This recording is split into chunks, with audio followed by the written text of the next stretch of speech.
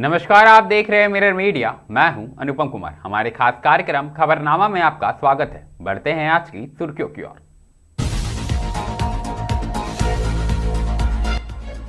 चुनावी माहौल के बीच गोलियों से दहला वाशेपुर। फहीम खान के बेटे के ड्राइवर को लगी गोली, इलाज जारी।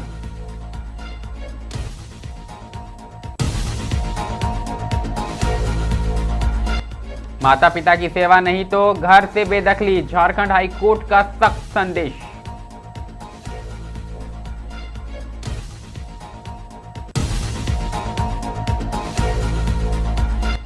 धनबाद में जर्जर निगम भवन से टपकता खतरा, जिम्मेदार ही बने लापरवाही की मिसाल।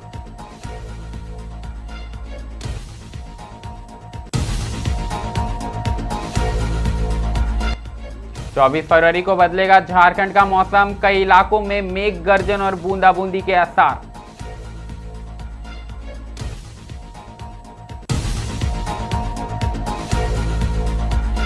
जामताड़ा पुलिस की बड़ी कार्रवाई, 8 साइबर आपराधिक गिरफ्तार, 2.80 लाख से अधिक की ठगी का खुलासा।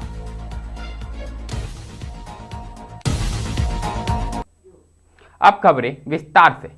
सबसे पहले बात धनबाद की करेंगे, जहां नगर निगम चुनाव से 2 दिन पहले वासेपुर में देर रात गोलीबारी की घटना से इलाके में सनसनी फैल गई। दरअसल अज्ञात अपराधियों ने फहीम खान के पुत्र इकबाल खान के ड्राइवर बबली को गोली मार दी है। गोली उसके पीठ में लगी, जिसके बाद उसे गंभीर हालत में पहले असरपी अस्पताल और फिर बेहतर इलाज के लिए दुर्गापुर रेफर किया गया है। जानकारी के अनुसार रमजान के महीने में KGN कॉम्प्लेक्स 2 में तारवीह की नमाज के बाद यह घटना करीब 11:45 में हुई है। ड्राइवर ने 2 संदिग्ध युवकों को देखा और आवाज देने पर उनके पीछे गया। इसी दौरान एक युवक ने उस पर गोली चला दी और दोनों फरार हो गए। सूचना मिलते ही CTSP के नेतृत्व में बैंक मोड़ थाना पुलिस मौके पर पहुंची और घटना स्थल से एक खोखा भी बरामद हुआ है। आसपास के CCTV फुटेज खंगाले जा रहे हैं। वहीं घटना के बाद इलाके में पुलिस बल तैनात कर दिए गए हैं और हर एक एंगल से जांच जारी है।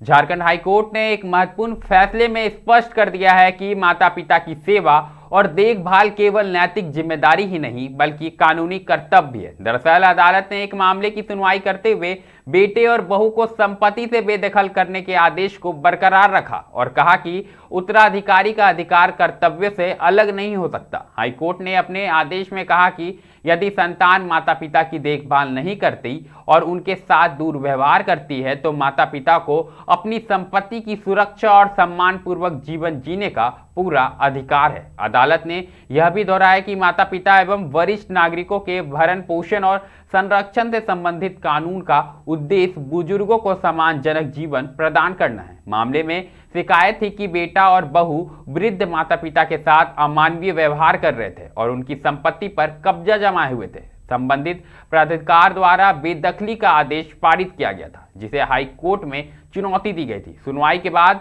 अदालत ने प्राधिकार के आदेश को सही ठहराते हुए कहा कि संपत्ति पर अधिकार जताने से पहले संतान को अपने कर्तव्यों का निर्वहन करना चाहिए। अदालत की इस टिप्पणी को समाज के लिए एक कड़ा संदेश माना जा रहा है।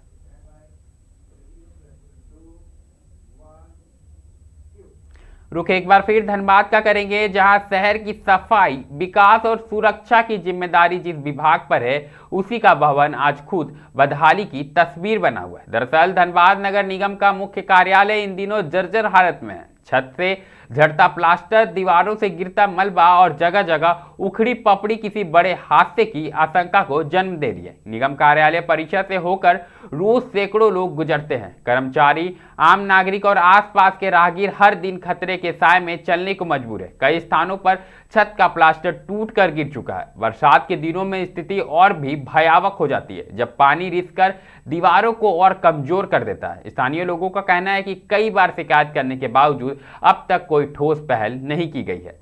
मनोरम नगर के निवासी बताते हैं कि भवन की हालत देखकर हर वक्त अनहोनी का डर बना रहता है। लोगों का सवाल है कि जब नगर निगम का अपना दफ्तर ही सुरक्षित नहीं है तो शहर की सुरक्षा और विकास की गारंटी कौन उठाएगा।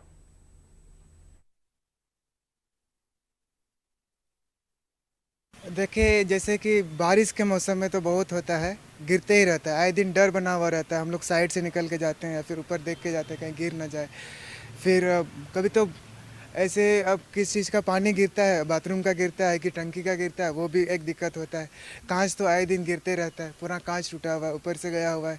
एक बार हम गए वहाँ पे बोलने के लिए, तो हमको आगे भेजा जा रहा है कि उस ऑफिसर के पास जाए, हमसे नहीं है। फिर उस ऑफिसर के पास जाए, कोई मतलब जिम्मेदारी लेना ही नहीं चाहते। बोल रहा है कि एप्लीकेशन दीजिए। अब एप्लीकेशन दे तो किसको दे? एक पर्टिकुलर पर्सन होना चाहिए कि हाँ मेरे पास हमको एप्लीकेशन दीजिए। वो भी बोल रहा है कि वहाँ एप्लीकेशन दीजिए, मेरे पास एप्लीकेशन दीजिए। अब हम लोग तो जाके बता ही सकते हैं ना। अगली खबर मौसम से जुड़ी है, जहां झारखंड में एक बार फिर मौसम करवट लेने जा रहा है। दरअसल पश्चिमी विक्षोभ के सक्रिय होने से 24 फरवरी को राज्य के कई हिस्सों में मौसम बदलने की संभावना जताई गई है। मौसम विभाग ने 13 जिलों में हल्के से मध्य बारिश और मेघ गर्जन को लेकर अलर्ट जारी किया है। मौसम वैज्ञानिकों के अनुसार राज्य के उत्तरी और मध्य भागों में बादल छाए रह सकते हैं। कुछ क्षेत्रों में तेज हवाओं के साथ हल्की बूंदाबूंदी और गरज चमक की स्थिति बन सकती है। दिन में तापमान में हल्की गिरावट और रात में ठंड बढ़ने की संभावना जताई गई है। वहीं राजधानी रांची समेत धनबाद, बोकारो, गिरिडीह और आसपास के जिलों में भी बादलों की आवाजाही बनी रहेगी। किसानों को सलाह दी गई है कि वह कटे हुए फसल को सुरक्षित स्थान पर रखें और खेतों में चल रहे कार्यों में सतर्कता बरतें। मौसम विभाग ने कहा कि अगले 48 घंटों तक मौसम में उतार चढ़ाव बना रह सकता है। इसके बाद धीरे धीरे स्थिति सामान्य होने की उम्मीद है। फिलहाल लोगों को बदलते मौसम को देखते हुए स्वास्थ्य के प्रति सावधानी बरतने की अपील की गई है।